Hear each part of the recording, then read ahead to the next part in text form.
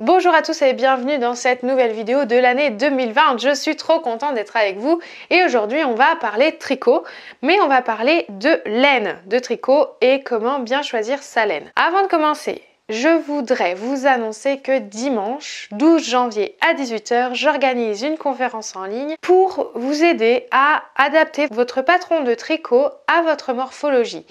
Si vous voulez en savoir plus, vous devez vous inscrire à cette conférence en cliquant sur le lien juste en dessous de cette vidéo où c'est écrit « Je m'inscris ». Vous entrez votre adresse mail et vous obtiendrez un lien pour vous connecter dimanche à 18 h. Si vous ne pouvez pas être là, inscrivez-vous. Il y aura un replay pendant quelques jours pour que vous puissiez tous apprendre à tricoter vos vêtements. J'organise cette conférence en ligne pour tous ceux et celles qui ont loupé ma première conférence au mois de décembre pour que vous puissiez tous avoir les informations sur comment adapter un patron de tricot à votre morphologie. Avant cette conférence, je voulais faire cette petite vidéo pour vous expliquer comment bien choisir sa laine.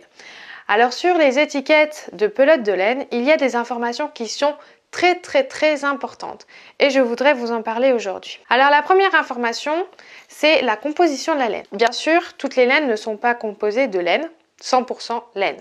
Il en existe, mais il y en a d'autres où il y a de la laine mélangée avec d'autres tissus comme par exemple du polyester ou du polyamide ou de la laine mérino ou différents types de laine qui sont associés ensemble.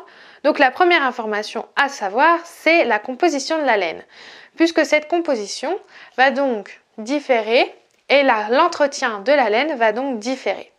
C'est d'ailleurs sur cette étiquette également que l'on retrouve comment laver sa laine. Est-ce qu'il faut la laver à la main? Est-ce qu'on peut la laver à la machine?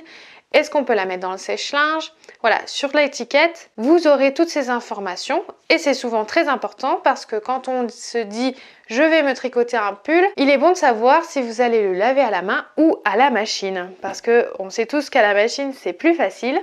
Donc du coup, si vous voulez vous tricoter un pull que vous voulez mettre régulièrement, il est peut-être préférable de choisir une laine qui passe à la machine. La deuxième information qui se trouve sur la pelote, c'est le métrage et le poids.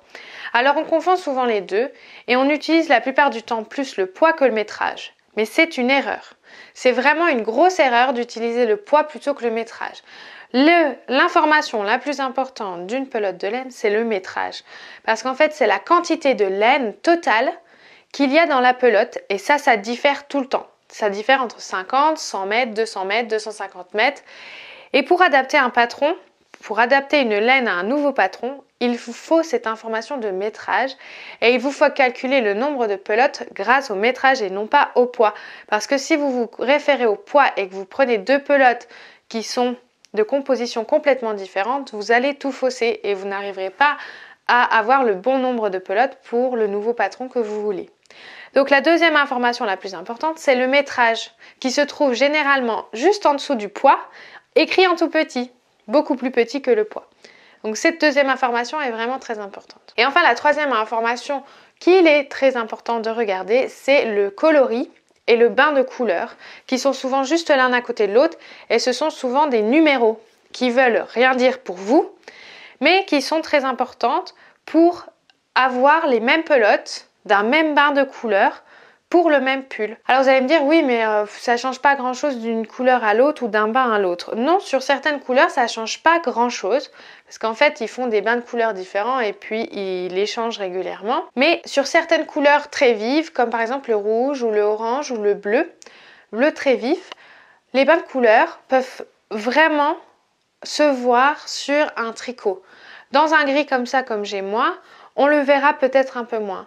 Mais moi, je vous conseille quand même d'avoir la référence du bain de couleur si vous avez besoin d'une pelote en plus pour vraiment avoir une couleur uniforme sur tout votre vêtement. C'est vraiment la troisième information la plus importante de l'étiquette, c'est la couleur et le bain de couleur. Voilà, aujourd'hui, je vous ai parlé un petit peu de comment bien choisir sa laine avec les trois informations les plus importantes qu'il y a sur l'étiquette. Si vous voulez en savoir plus, si vous êtes intéressé pour savoir comment adapter votre patron de tricot à votre morphologie, je vous invite à vous inscrire à la conférence en ligne de dimanche 12 janvier à 18 h que j'organise pour vraiment vous parler de toutes les étapes pour adapter votre patron de tricot à votre mensuration, à vos mensurations, à votre morphologie.